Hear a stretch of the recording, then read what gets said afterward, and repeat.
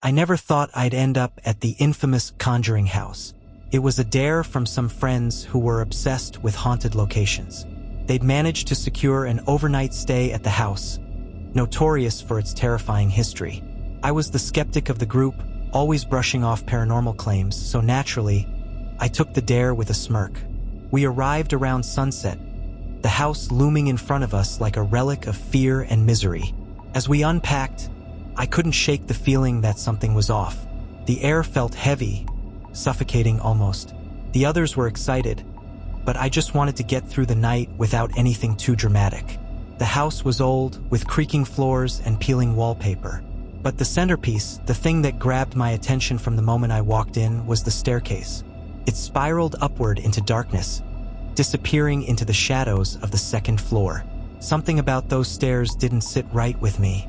I felt a pull, a quiet urge to stay away from them. The night started like any ghost hunting adventure. We set up cameras and everyone split off into different rooms.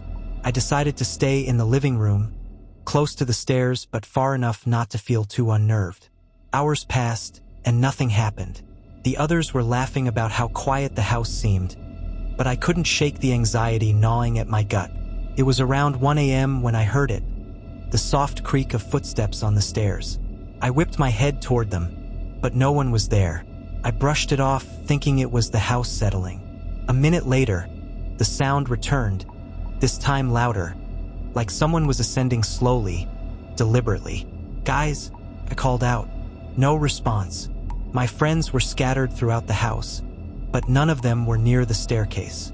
I grabbed a flashlight and approached the bottom of the stairs, the beam slicing through the darkness. I knew it was a bad idea, but something compelled me to look. When I reached the first step, the air grew colder, almost freezing. I hesitated. My breath was visible now, puffing out in shaky clouds. And then I saw it. Something moved in the shadows halfway up the stairs. I couldn't make out a shape, but the air felt alive, like it was watching me. I blinked, and whatever it was vanished. My heart raced, but against all instincts, I placed one foot on the bottom step. Immediately, I regretted it. The temperature dropped even further, and a deep, guttural growl reverberated from somewhere above. It wasn't human. I stumbled back, but my foot got caught on something. I fell hard, the flashlight skittering away from my hand, and when I looked down, I realized I had tripped over nothing. My legs were tangled, bound by some unseen force that was pulling me, dragging me back toward the stairs. Panic surged through me. I kicked and thrashed, but the pull grew stronger. I was being dragged closer, inch by inch, until I was staring directly up the staircase, into the black void that waited at the top. That's when I saw her. A figure appeared at the top of the stairs, faint at first but growing more distinct with each passing second. She was tall, dressed in a tattered, old-fashioned gown, her face obscured by shadows. But her eyes, those empty, hollow eyes, locked onto mine. She didn't move, just stared, as if sizing me up. Then, without warning, she started descending.